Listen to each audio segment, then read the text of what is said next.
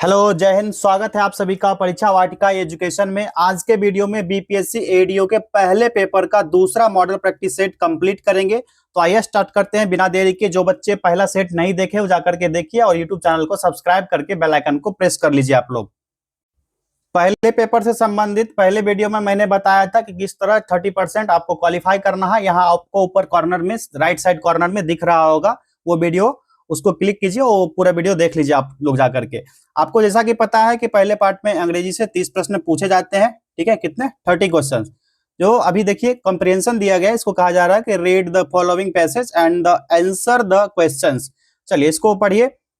Trade fairs are among the most memorable event that take place periodically with the purpose of the promoting sales, launching new products, bringing together manufacturers of a particular line of products, and educating the public. They are held at all levels: international, national, state, and district. The most prominent among them are the India International Trade Fair, World Book Fair, Information Technology Fair, Electronic Trade and Technology Fair, Textile Fair, Auto Expo, state level book fairs, district level exhibitions, etc. India Trade Promotions Organization जो ITPO, which was incorporated in 1992 by the merger of the Trade Development Authority TDA with the Trade Fair Authority of India TFAI, has been playing a commendable role in the respect. It can be said without a doubt that sales promotion is the most important purpose of these fairs, bringing together the largest possible number of manufacturers, suppliers, existing and the potential buyers under the some roofs, helps the promote the products in an effective way. All these people come together on a single platform for a fixed period of time. This offers a unique opportunity to manufacturers and suppliers to display their best products and services, and the buyers get a chance to see a wide range of products and services. Conferences, seminars, live product demonstrations, and presentations are regular features of these fairs and exhibitions. Beside these, colorful culture programs are also important feature of such fairs. These fairs give a good opportunity to the artists to showcase their skills and talent at such specially organized programs. ये था हमारा पूरा passage, इसको हम लोगों ने पढ़ लिया। अब इसके आधार पर आपको आंसर करना है। ठीक है, चलिए पहला प्रश्न यहां से कवर करेंगे। ITPO स्टैंड्स फॉर, पहला प्रश्न है ITPO stands for. According to the passage ITPO stands for India trade promises organisation. Option B is the right answer. Okay, next question, what are some of the regular features of such trade fairs? The right answer is option C, conferences, seminars, and live products, demonstrations, and presentations.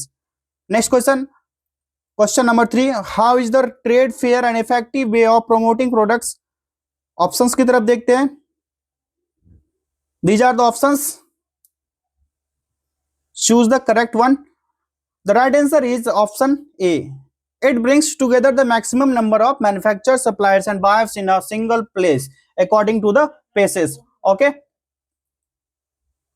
Under the same roof means, that means the idiom under the same roof means at one place, एक ही जगह। ठीक है, option C is the right answer. Next question is what is the main purpose of organizing trade fairs? The right answer is option C, sales promotion, according to passage. Select the option that will improve the underlined part of sentence. In case no improvement is needed, select no improvement. इस तरह के प्रश्न बहुत सारे हम लोगों ने किया था, जो 10 टेस्ट करवाया था किरण पब्लिकेशन का।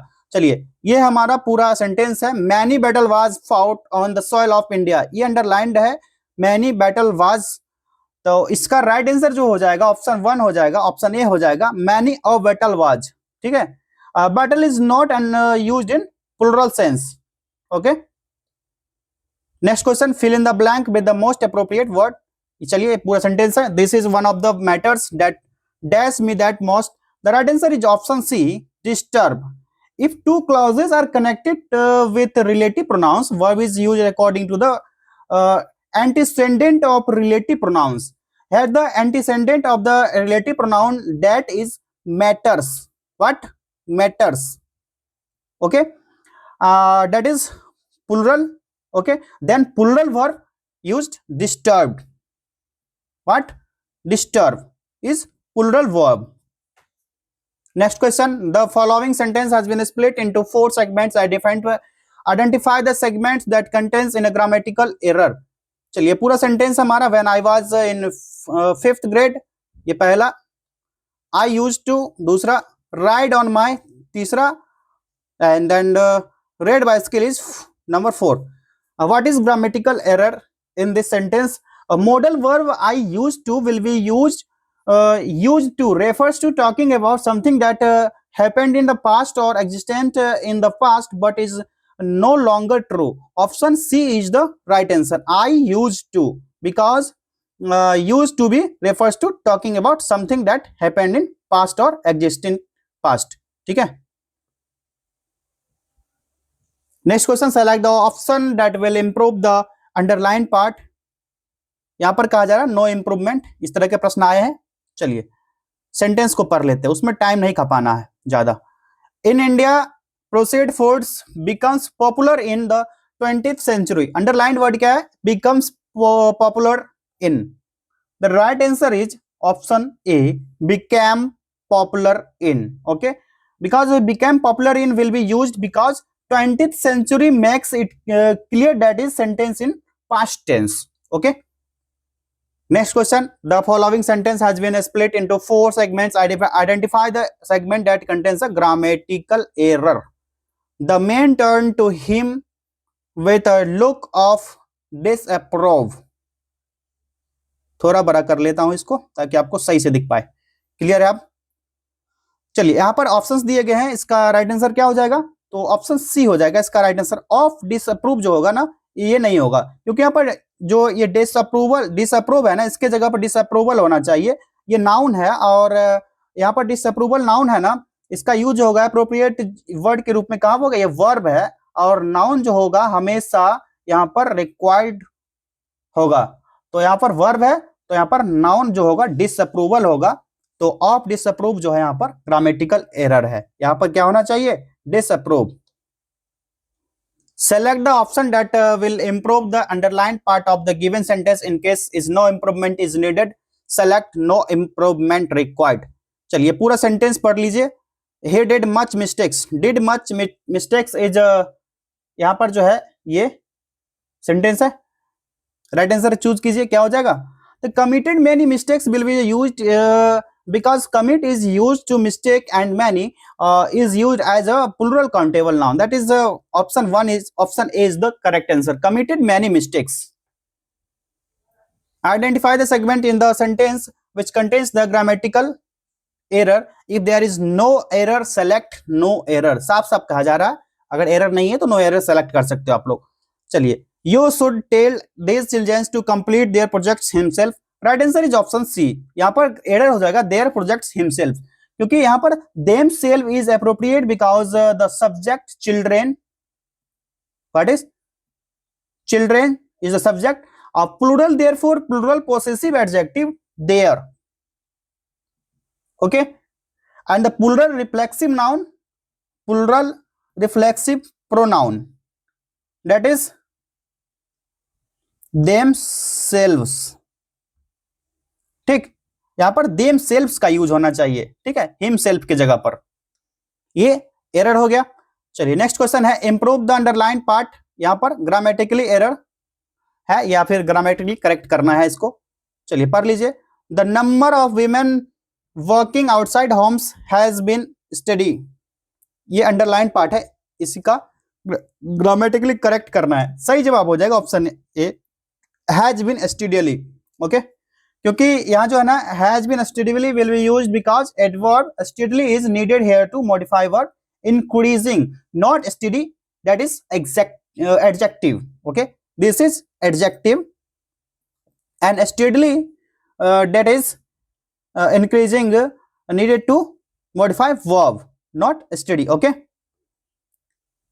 select the most appropriate option to fill in the blank.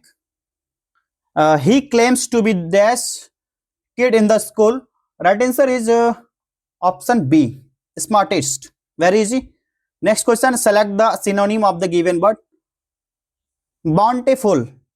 Right answer is option C. Generous. Generous. Okay. Next question.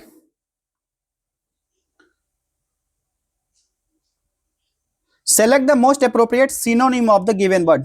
Kinship. Kinship का synonym क्या होगा? ये हो जाएगा relationship. Very easy. Identify the sentence that is correctly use the indefinite article. Right option is she is an Indian artist married to a European engineer. Option B is the right answer. Okay. In the sentence, identify the segment which contains the grammatical error. Sentence ये दिया गया है. No sooner did he see the tiger when he ran as fast as he could. Right answer is option C. Very easy. When he ran. Because rule जो होता है no sooner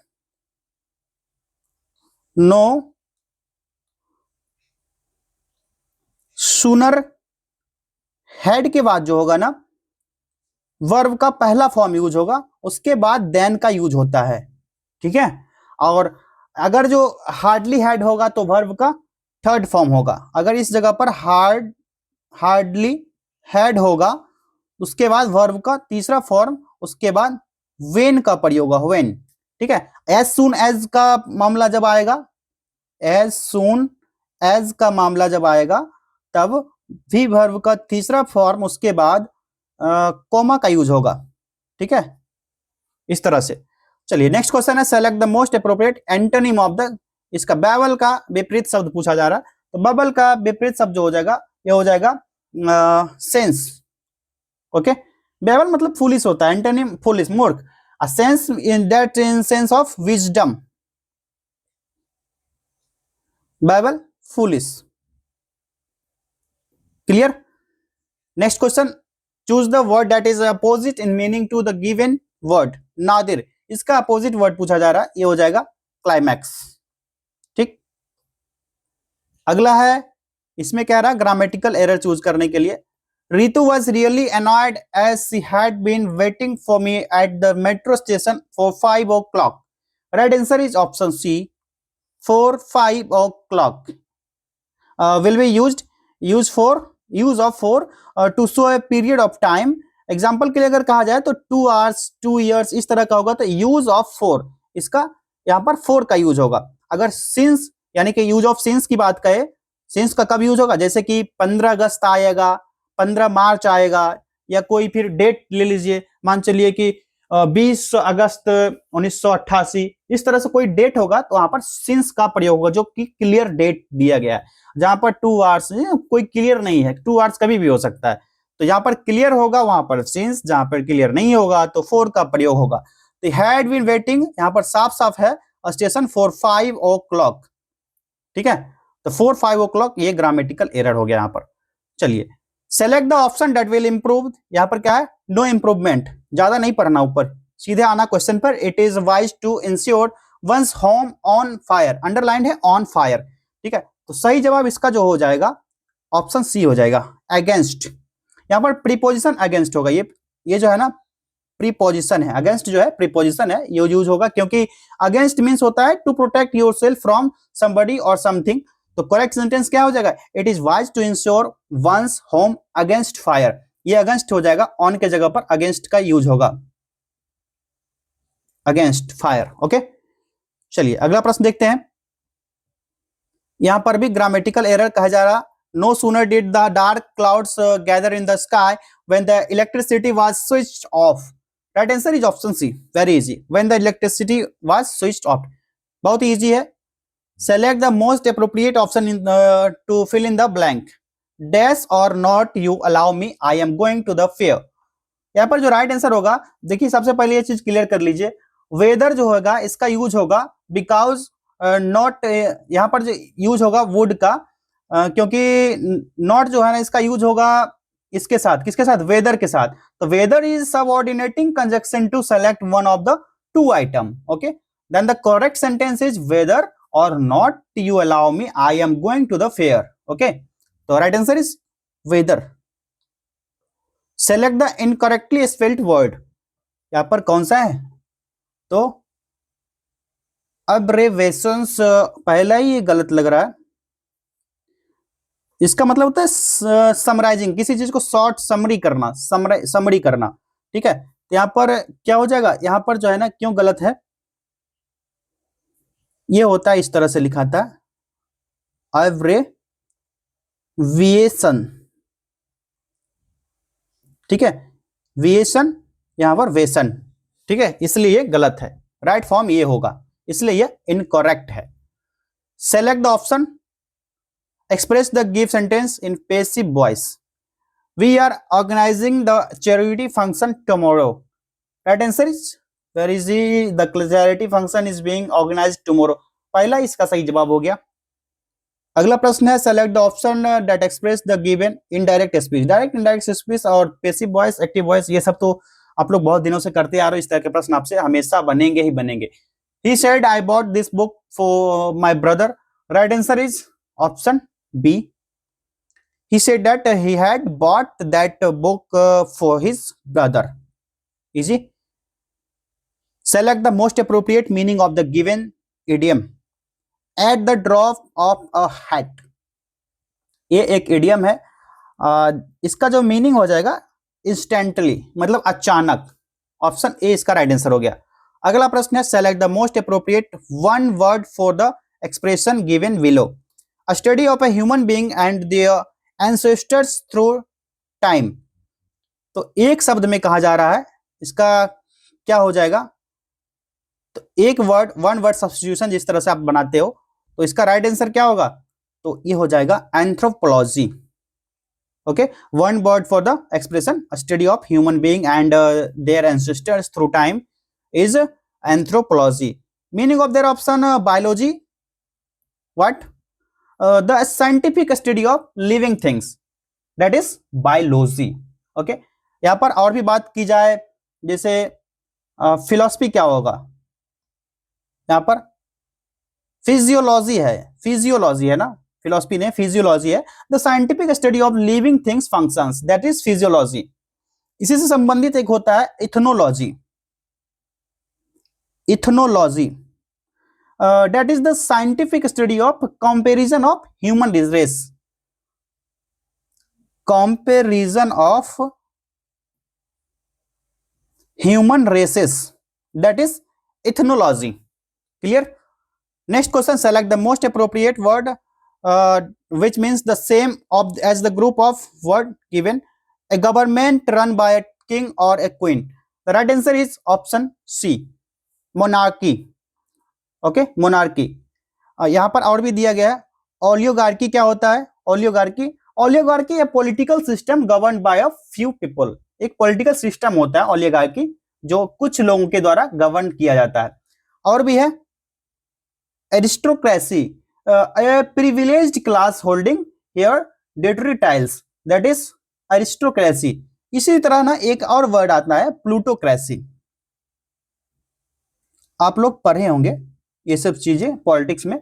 A political system govern by the wealthy people, wealthy people जो धनी आदमी है, इसके द्वारा जो एक सोसाइटी या चैरिटी गवर्न किया जाता है, उसको क्या कहा जाता है, प्लूटोक्रेसी। ठीक है, तो 30 प्रश्न अंग्रेजी से। अब दूसरा पार्ट आता है हिंदी का, और इस पार्ट में 70 प्रश्न पूछे जाएंगे, 70 प्रश्न का हल करेंगे हम लोग। और जैसा कि आप सभी को पता है कि वीडियो के लास्ट में आपको अपना स्कोर भी कमेंट करना है कि कितने प्रश्न आप लोगों से सही हो पाया। ठीक है, चलिए क्वेश्चन नंबर 31, उद्योग का संधि विच्छेद क्या होगा। सही जवाब उत जोड़ योग, ठीक, उद्योग। देव्यागम का संधि विच्छेद क्या होगा, यह हो जाएगा देवी जोड़ आगम, देव्यागम। यहां पर ई जोड़ आ के संयोग से क्या बन रहा है, अया बन रहा है। इस तरह के बहुत सारे क्वेश्चन आए थे, जिसको मैंने क्लियर भी किया था, इसका टॉपिक भी, जो किरण पब्लिकेशन का जब हम लोग टेस्ट सीरीज देख रहे थे, उसमें सारे टॉपिक ग्रामर के क्लियर हो चुके हैं। आप लोग जाइए उस टेस्ट सीरीज को देखिए, सारे टेस्ट सीरीज क्लियर है। ठीक है, प्लेलिस्ट इसमें इसी यूट्यूब चैनल पर डाला गया है, नाम होगा बीपीएससी एडीओ टेस्ट सीरीज नाम से। ठीक है, इनमें से कौन सा संधि का गुण है, संधि का गुण कौन सा हो जाएगा इनमें से, ये हो जाएगा संधि का अर्थ होता है अलगाव। Very easy. अन्य मनस्क शब्द का आशय है, ये होता है क्या, जिसका मन किसी दूसरी ओर हो। अगला प्रश्न है, श्रुति सम शब्द युग्म की भिन्न अर्थ वाले सही जोड़ों को पहचानिए। राइट आंसर इज कूल कूल। कूल कूल, ये कूल और ये कूल, ये दोनों अलग अलग है। कुल का अर्थ होता है खानदान, हर ऊ वाला जो कुल होता है उसका मतलब होता है खानदान, और ये कुल दुर्ग ऊ का मात्रा जो होता है इसका मतलब होता है किनारा। ठीक है, किनारा होता है। अभय अभय, अभय उभय है ना, अभय उभय शब्द युग्म का सही अर्थ क्या होगा। अभय जो होता है ये दोनों का अर्थ होता है निर्भय दोनों होगा, जबकि ये option 1 is the right answer. हवा अग्नि जो है इस शब्द का जो युग्म होगा, ठीक, और ये जो है अनिल अनल इसी से संबंधित है, हवा अग्नि अनिल अनल, एक अनिल का अग्नि, अनल हवा, ये इसका बन सकता है। और कहा जाए यहां पर पढ़ना पढ़ाना, कमेंट कीजिए इसका सही जोड़ा क्या बन सकता है। लक्ष्य क्या अनैकार्थक शब्द क्या है, तो हो जाएगा निशाना, उद्देश्य, और भी बन सकते हैं जैसे कि ध्येय हो सकता है, और भी गंतव्य ले लीजिए, गंतव्य, इस तरह के बहुत सारे वर्ड है जो इसके पर्यायवाची हो सकता है लक्ष्य का। नेक्स्ट क्वेश्चन की तरफ बढ़ते हैं, निम्न में से कौन सा शब्द अनेकार्थी है। सही जवाब हो जाएगा ये अर्थ। हिरण्यगर्भ का पर्यायवाची शब्द क्या होगा। Right answer is option B Brahma, और ये जो है पर्यायवाची ब्रह्मा शब्द का है। और ब्रह्मा के पर्यायवाची क्या क्या हो सकते हैं, कहते हैं ना पितामह, और बताइए स्वयंभू, शंभु नहीं स्वयंभू, ठीक, और चतुरानन जिनके 4 मुख हो, प्रजापति, कमलासन कमल पर आसन करने वाले ब्रह्मा जी के नाम है, आत्मभू, आत्मभू, ठीक। और विष्णु के पर्यायवाची शब्द को आप लोग बताइए क्या क्या हो सकते हैं। तो विष्णु के पर्याय हो सकते हैं, बहुत सारे पर्याय हैं, अच्युत, जनार्दन और चक्रपाणी, जो जो ना इंपॉर्टेंट है एग्जाम में पूछे जाते हैं, ये सभी ये मैं लिख देता हूं, बाकी बहुत सारे नाम है, आप लोग गूगल भी कर लीजिएगा। पिछले सेट में भी मैंने ये कहा था, नारायण, ठीक। महेश, तो महेश भगवान शिव का है, भगवान शिव के नाम तो बहुत सारे हैं, शिव, महादेव, उमापति, त्रिपुरारी, देवाधिदेव, और भी है चंद्रमौली, बहुत सारे नाम है, ठीक है। और ना एक गणेश का भी पूछा जाता है एग्जाम में अक्सर, गणेश का ना आप लोग पर्यायवाची शब्द कमेंट कीजिएगा, जितने भी पर्यायवाची हैं आप लोग लिखिए कमेंट में, कमेंट कीजिए, ताकि आपके और आपके साथियों को भी इससे फायदा मिल सकेगा। कोई एक बच्चा कमेंट करेगा, बहुत सारे साथी उसमें रिप्लाई करेंगे, उसका स्क्रीनशॉट लेके रखेंगे, तो उनको गूगल नहीं करना पड़ेगा। तो कुछ बच्चे विष्णु का पर्यायवाची सर्च करके कमेंट कर लीजिए, कुछ ब्रह्मा के, इसके लिखने के बावजूद और भी हो इसके नाम है, इनके नाम है और भी, तो आप लोग वो भी नाम कमेंट कीजिए, जरूर कमेंट कीजिएगा, आपके सहपाठी को और आपको भी इससे बेनिफिट मिलेगा। पाटल का अर्थ है, पाटल का अर्थ हो जाएगा गुलाब। गंगा का पर्यायवाची नहीं है, नहीं है, तो गंगा का पर्यायवाची इनमें से कौन सा नहीं होगा, तो सही जवाब है अवतरणी। अवतरणी है ना, गंगा का पर्यायवाची शब्द नहीं है। गंगा का भगीरथी, सुरसरी और हो सकता है, और क्या है मंदाकिनी, मंदाकिनी, और विष्णुपदी, विष्णुपदी, गंगा के पर्यायवाची लिख रहा हूं मैं, देव नदी, जानवी, जानवी भी कहा जाता है। तो ये सभी गंगा के पर्यायवाची नाम है, ठीक है, पर्यायवाची है। महात्मा शब्द का सही विलोम होगा, तो विलोम पूछा जा रहा, तो महात्मा का दुरात्मा हो जाएगा, दुर्जन का सज्जन, दुष्ट का कमेंट करना है आपको, क्या होगा इसका विलोम। कुटिल का विलोम क्या होगा, तो कुटिल का रिजु या सरल होता है, रिजु बोल लीजिए या फिर सरल, ठीक है, ऑप्शन सी सही जवाब हो गया। अस्पृश्य का विलोम शब्द है, तो अस्पृश्य हो जाएगा। तो अस्पृश्य कौन सा है? इसमें ना ये अस्पृश्य गलत तरीके से लिखा गया है, तीनों का तीनों गलत तरीके से लिखा गया। अस्पृश्य इस तरह से लिखाता है, अस्पृश्य। ठीक, तो उपर्युक्त में से कोई नहीं, ऑप्शन ई कलेक्ट कर लीजिए आप लोग। इस तरह से होगा अस्पृश्य। ठीक है, शुद्ध शब्द है अस्पृश्य। दर्शिका शब्द में प्रत्यय है, इसमें प्रत्यय हो जाएगा। सबसे पहले प्रत्यय किसको कहते हैं? बार बार हर टेस्ट में आता है, तो अब फिर से रिपीट करा देता हूं। जो शब्द किसी शब्द के अंत में जुड़कर उसके अर्थ में विशेषता या उसका परिवर्तन उत्पन्न करता है उसको प्रत्यय कहा जाता है। तो दर्शिका में ई का प्रत्यय है, तो सही जवाब हो गया ऑप्शन कौन सा? इसका सही जवाब हो जाएगा बी, ई का। प्रत्याशा शब्द में उपसर्ग है, तो प्रति जोड़ आशा, तो आशा मतलब होता है, यहाँ जो आशा है मूल शब्द है, प्रति जो है उपसर्ग है।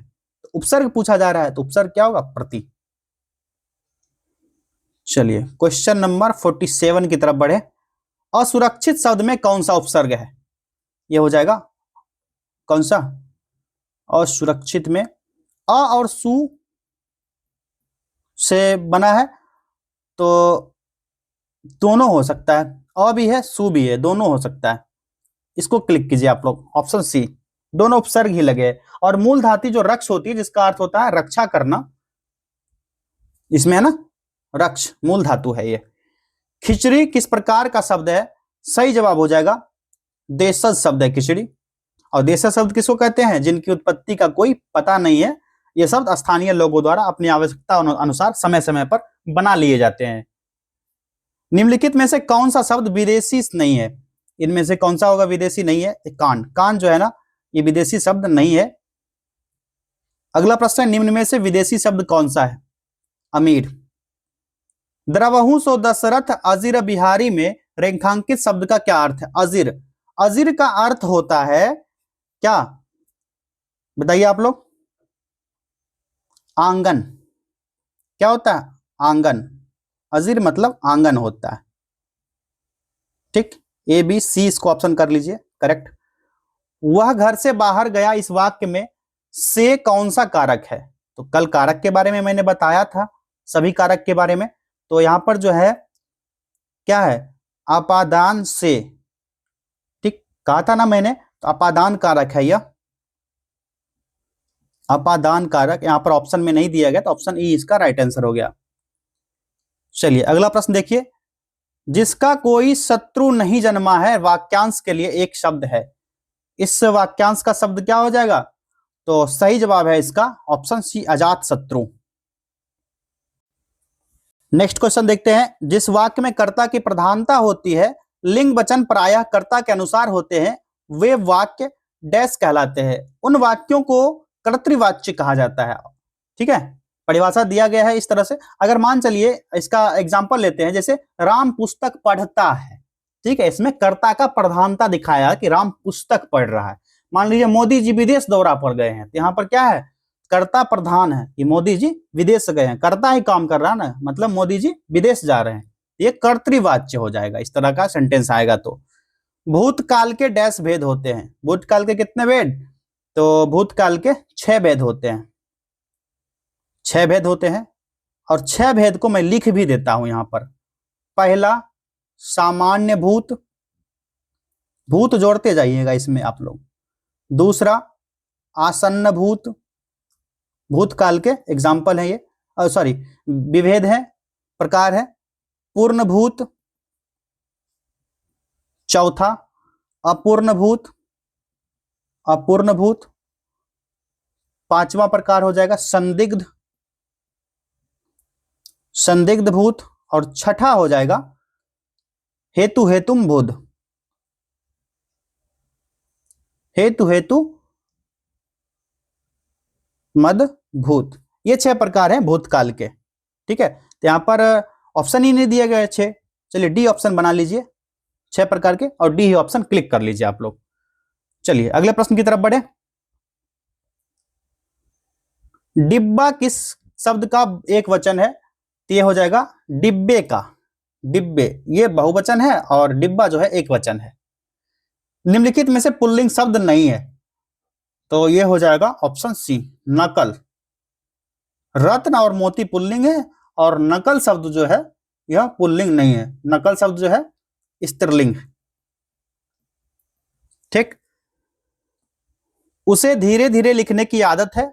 रेखांकित शब्द क्या है? धीरे धीरे, ये धीरे धीरे किस प्रकार का शब्द है? तो ये हो जाएगा क्रिया विशेषण है। तो क्रिया विशेषण क्या है? तो जिस शब्द से क्रिया की विशेषता प्रकट हो रहा है। तो क्या हो रहा है? क्रिया की विशेषता क्या है यहाँ पर? कि लिखने का काम हो रहा है किस तरह? तो धीरे धीरे। तो यह है क्रिया विशेषण। वह ऐसा दौड़ा कि सब पीछे रह गए, वाक्य में ऐसा क्या है? ये ऐसा जो है क्या है? तो ऐसा जो हो जाएगा रीतिवाचक अव्यय हो जाएगा। अव्यय का प्रकार है रीतिवाचक अव्यय हो जाएगा।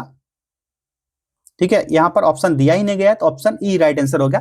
तो सबसे पहले जान लीजिए कि ऐसे शब्द जिनमें लिंग, वचन, पुरुष कारक आदि ये कारण कोई विकार परिवर्तन नहीं आता तो उसको अव्यय कहा जाता है। और ये जो है ना, यह शब्द जो है सदैव अपरिवर्तित, अविकारी और अव्यय रहते हैं और इसका मूल रूप जो है स्थिर रहता है, जो कभी बदलता नहीं है। जैसे कि मान लीजिए आज, ये कभी नहीं बदलेगा, ये मूल रूप में लिखा जाता है।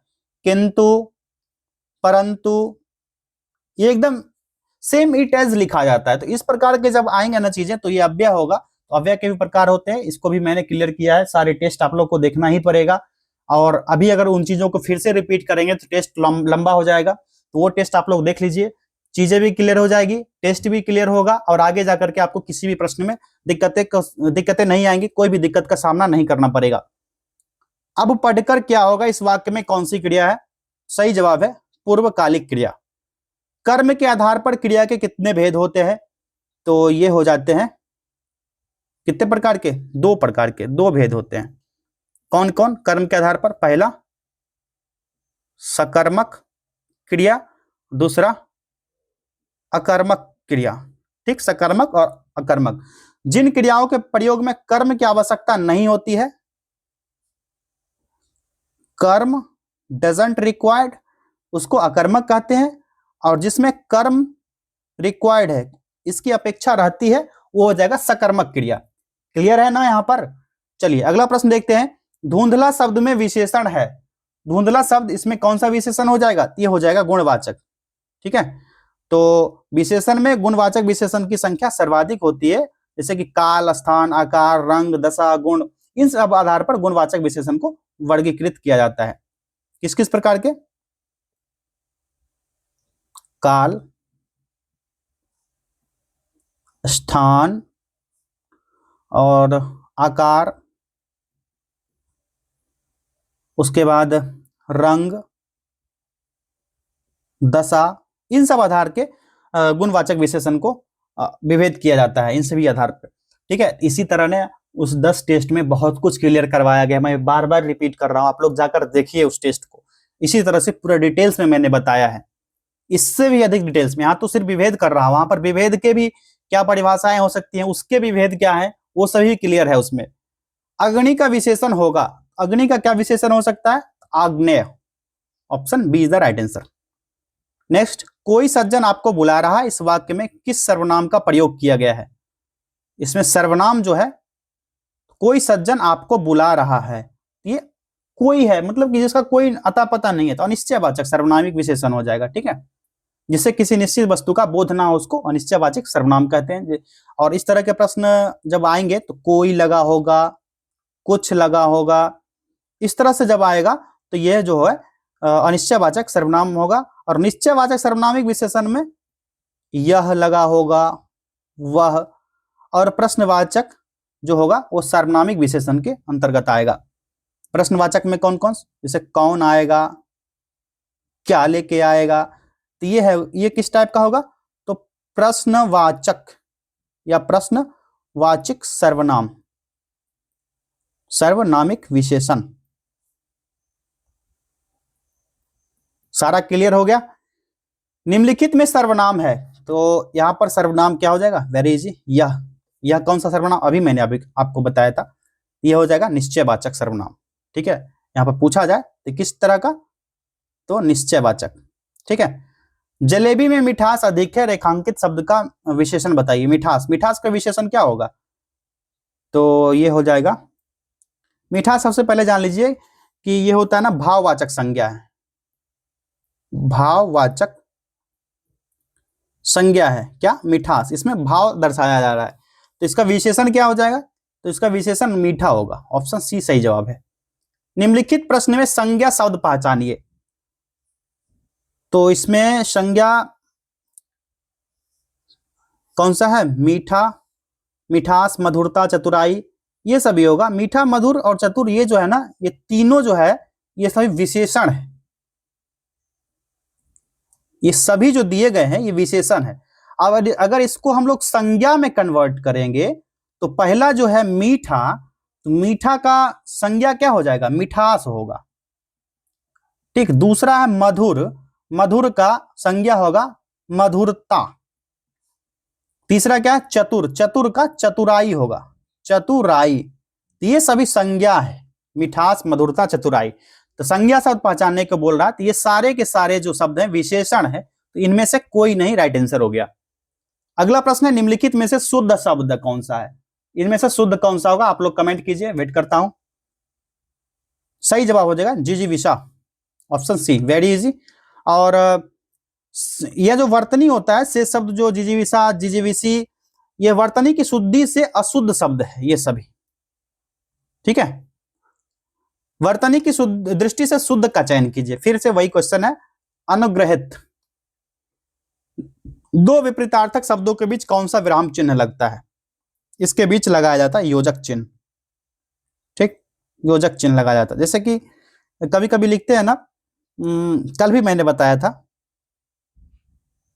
आप लोग जैसे लिखते हो माता और पिता, इसके बीच डैश जिसको कहते हैं, यही योजक चिन्ह का काम करता है, जोड़ने का काम। माता पिता, male, sorry, extremely sorry, female and male, विपरीतार्थक हो गया। चलिए नेक्स्ट क्वेश्चन, विराम चिन्ह की दृष्टि से कौन सा शब्द अशुद्ध है? सही जवाब हो जाएगा इसका ऑप्शन ए, नहीं, कल मैं तुम्हारे घर नहीं आ सकूंगा। यह अशुद्ध वाक्य है, क्योंकि यहां पर ना विराम चिन्ह की दृष्टि से विकल्प ए जो है गलत बन जाता है। नहीं के बाद अल्प विराम चिन्ह लगना चाहिए। नहीं, कल मैं तुम्हारे घर नहीं आ सकूंगा, ये सही बनेगा। अगर ये रहता कोमा तो सही हो जाता। निम्न में से कौन सा व्यंजन संघर्षी है? संघर्षी व्यंजन कौन सा होगा? तो ये हो जाएगा ह। चलिए नेक्स्ट क्वेश्चन की तरफ बढ़े। मात्रा के आधार पर स्वर कितने प्रकार के होंगे? हो जाएंगे 3 प्रकार के स्वर होंगे मात्रा के आधार पर। कौन कौन से? ह्रस्व स्वर, दूसरा दीर्घ स्वर, और तीसरा हो जाएगा प्लुत स्वर। ये 3 प्रकार के स्वर। ह्रस्व स्वर क्या होगा? तो ह्रस्व स्वर होगा जिन स्वर के उच्चारण में एक मात्रा का समय लगता है, उसको ह्रस्व स्वर कहते हैं। जैसे कि अ हो गया, हर सही हो गया, ठीक, हर सऊ हो गया, री हो गया, ये सभी ह्रस्व स्वर के उदाहरण। दीर्घ स्वर में तो वेरी इजी, आ होगा, दीर्घ ई, दीर्घ उ, ये सभी द्विमात्रिक स्वर भी इसको कहते हैं। दीर्घ स्वर को द्विमात्रिक स्वर भी कहते हैं। द्विमात्रिक स्वर कहा जाता है किसको? दीर्घ स्वर को। प्लुत स्वर किसको कहेंगे? जिन स्वरों के उच्चारण में 3 मात्रा का उच्चारण होगा। अब बोलिए 3 मात्रा का उच्चारण क्या है? तो जैसे ई जो होता है, अंक का चिन्ह होता है, संस्कृत व्याकरण में प्लुत स्वर की संकल्पना प्राप्त होती है और हिंदी में इसका प्रयोग नहीं किया जाता। जैसे इस तरह से लिखते हैं ना आप, ये ना प्लुत स्वर के एग्जाम्पल है। य का उच्चारण स्थान कहाँ है? तो यहां पर कोई भी ऑप्शन जो है सही नहीं दिया गया है। यह जो उच्चारित होता है, यह तालु से उच्चारित होता है। कहां से? तालु से। ऑप्शन ई इसका सही जवाब हो जाएगा, उपयुक्त में से कोई नहीं। गीता में कितने श्लोक हैं? 700। Option A is the right answer. और यह गीता जो है वेद व्यास द्वारा लिखा गया था। ठीक है, नेक्स्ट क्वेश्चन, शेखर एक जीवनी किस विधा की रचना है? सही जवाब है उपन्यास है। यह उपन्यास है। इसके लेखक सच्चिदानंद हीरानंद वात्स्यायन अज्ञे हैं। सच्चिदानंद हीरानंद वात्स्यायन अज्ञे, इनको अज्ञे नाम से भी जाना जाता है। ठीक है, इनके टाइटल से, टाइटल वाले नाम से इनको जाना जाता है। नागार्जुन का वास्तविक नाम क्या था? तो Vaidyanath Mishra, option A is the right answer. इन्होंने पत्रहीन नग्न गाछ नामक मैथिली रचना के लिए साहित्य अकादमी पुरस्कार भी इनको मिला था। क्या नाम था? पत्रहीन नग्न, पत्रहीन नग्न। इसकी रचना, पत्रहीन नग्न गाछ की रचना वैद्यनाथ मिश्र अर्थात नागार्जुन द्वारा ही किया गया था और इसके लिए इनको मिला था क्या? साहित्य अकादमी पुरस्कार। मसी कागज छुयो नहीं, कलम गहियो नहीं हाथ, पंक्ति किसने लिखी? यह पंक्ति लिखा गया है कबीरदास जी के द्वारा। और भी बहुत सारे लाइन है, जैसे कि उदो तुम अपने जतन करो, ये सूरदास ने लिखा है। और सुरतीय नरतीय नागतीय सब चाहत अस हो, ये तुलसीदास की रचना है। तो ये सारे लाइन जो है पूछे जाते हैं एग्जाम में।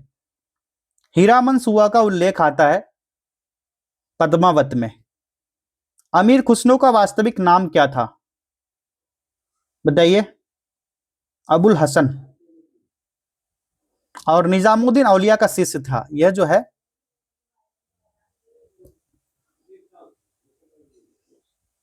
निजामुद्दीन औलिया का शिष्य था। यह कौन? अबुल हसन। क्लियर है? और इसको तूतीय हिंद भी कहा जाता है, तूतीय हिंद। चलिए जीके का भी एक क्वेश्चन यहां पर क्लियर करवा दिया आपको। तूतीय हिंद भी कहा जाता है अबुल हसन को। चलिए आगे का प्रश्न जो भी आएंगे इस निर्देश यानी कि गद्यांश के आधार पर पहले पढ़ लेते हैं। आनंद और खुशी की खोज में हम सारा जीवन लगे रहते हैं। बाह्य शिष्टाचारों से खुशी तो प्राप्त होती है किंतु वह क्षणिक होती है। आत्मिक खुशी तो हमें अपने अंदर ही तलाशनी होती है। हमारे अंतःकरण में आनंद का सरोवर और खुशी का खजाना सदैव विद्यमान रहता है और ये यादों और अनुभूतियों का वह भंडार घर है जहां हमारा अंतःकरण आज तक की सभी यादों और अनुभूतियों को संग्रहित करके रखता है।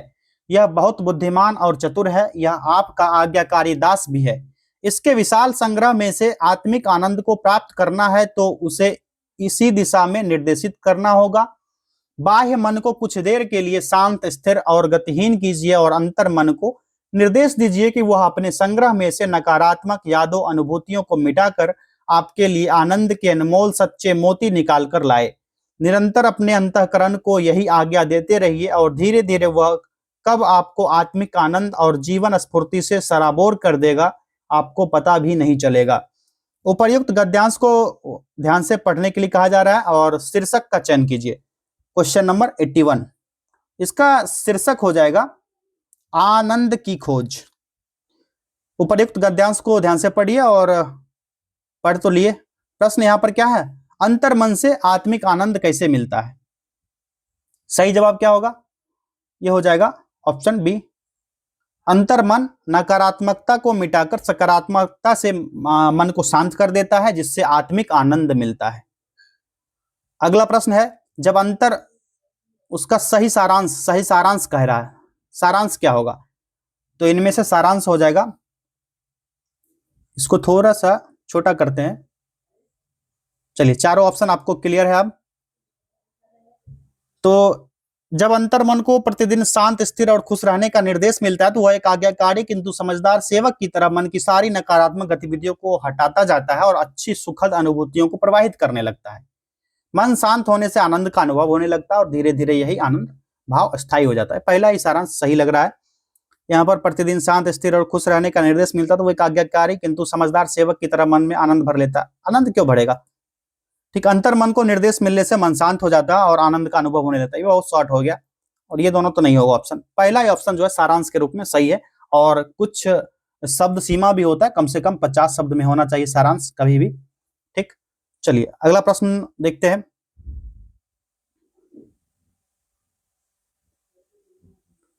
संलग्न का अंग्रेजी रूपांतरण क्या होगा? संलग्न का अंग्रेजी पूछा जा रहा है। इनक्लोज्ड हो जाएगा, very easy, enclosed, option C. ठीक, और यहां पर है एंडोर्समेंट जो होता है इसका हिंदी क्या होगा? अनुमोदन, अनुमोदन। स्टेटमेंट का क्या होगा हिंदी? कथन। और इनक्लोज्ड का आपको पता है।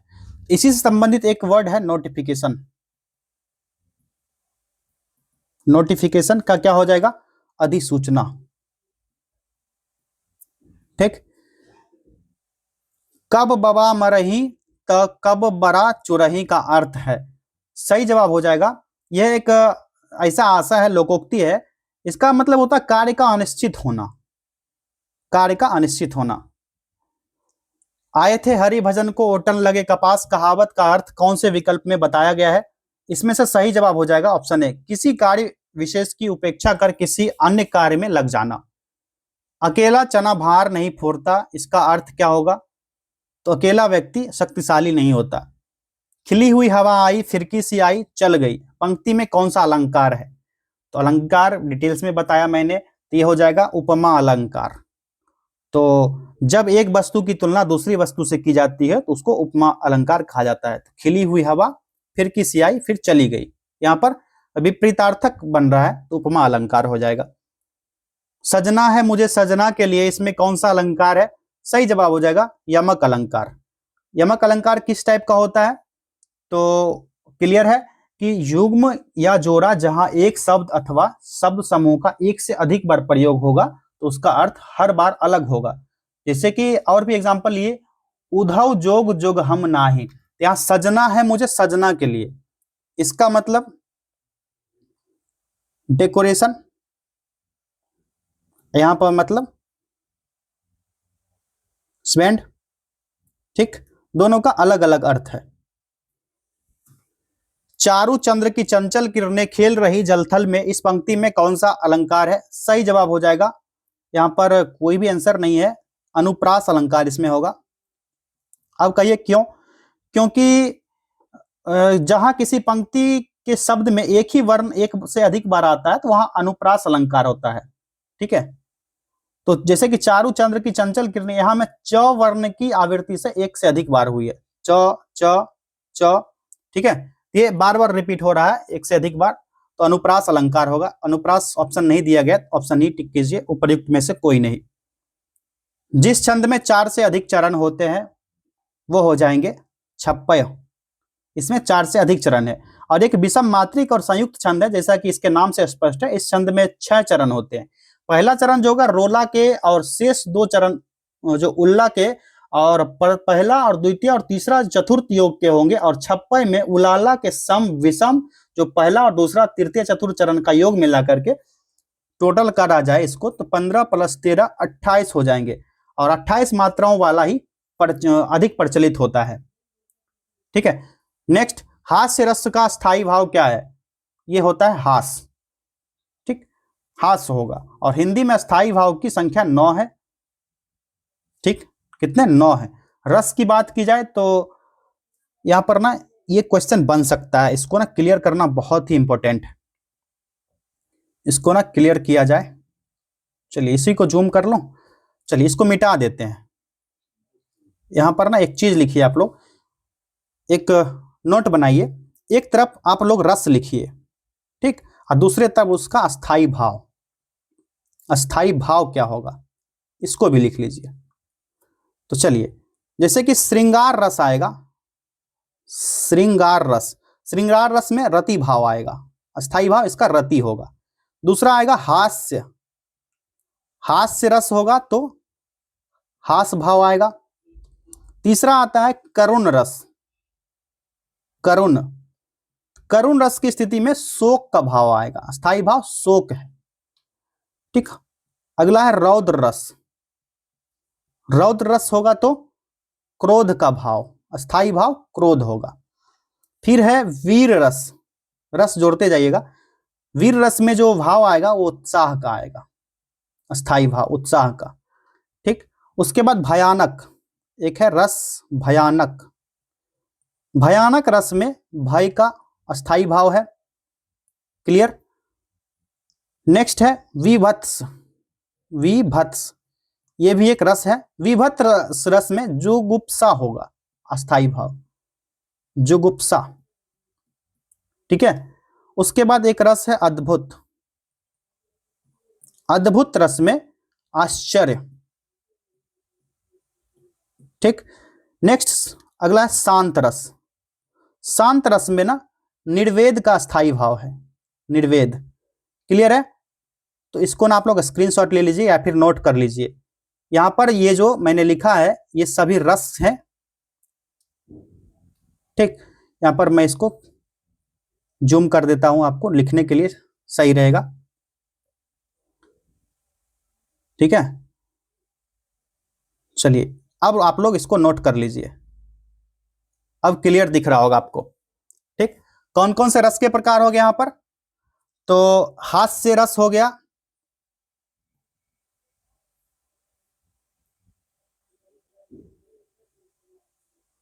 इसको ना थोड़ा सा कट कर लूं ताकि आपको स्क्रीनशॉट लेने में फायदा हो। चलिए अब आप लोग स्क्रीनशॉट लीजिए इसका सही से। रस श्रृंगार का होगा,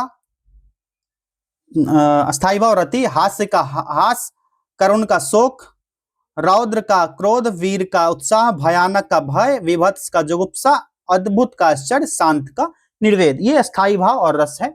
स्क्रीनशॉट ले लीजिए आप लोग या नोट कर लीजिए। चलिए बढ़ते हैं अगले प्रश्न की तरफ। नेक्स्ट क्वेश्चन होगा 93।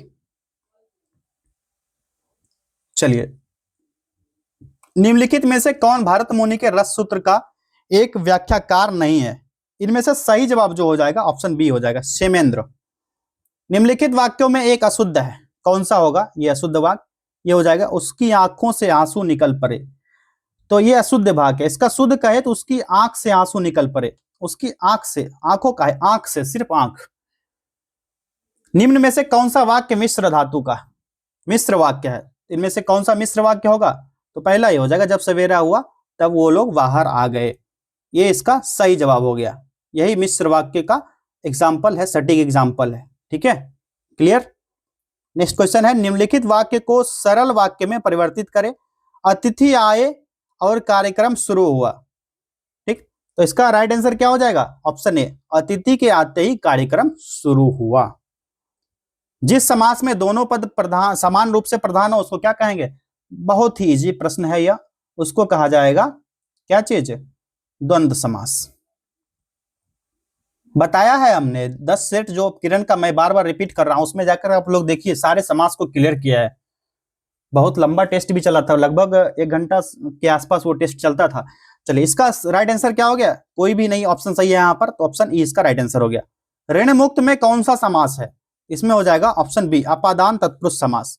जिस समास का पहला पद अव्यय हो और प्रथम पद प्रधान हो उसको कौन सा समास कहेंगे? तो वो समास हो जाएगा अव्ययी भाव समास। Option B is the right answer, जो पहले कभी ना हुआ हो। आखिरी प्रश्न है यह, तो इसको कहा जाता है अभूतपूर्व, जो कभी नहीं हुआ है। और यहां पर अद्भुत जो होता है, अद्भुत का अर्थ होता है जिसके विषय में आश्चर्य प्रकट हो। आश्चर्य प्रकट होगा तो वो अद्भुत की स्थिति। अपूर्व, जो पहले ना हुआ हो, जो पहले ना हुआ हो वो अपूर्व होगा, जो पहले कभी ना हुआ होगा वो अभूतपूर्व। क्लियर। तो चलिए मिलेंगे अगले टेस्ट में। बहुत बहुत धन्यवाद।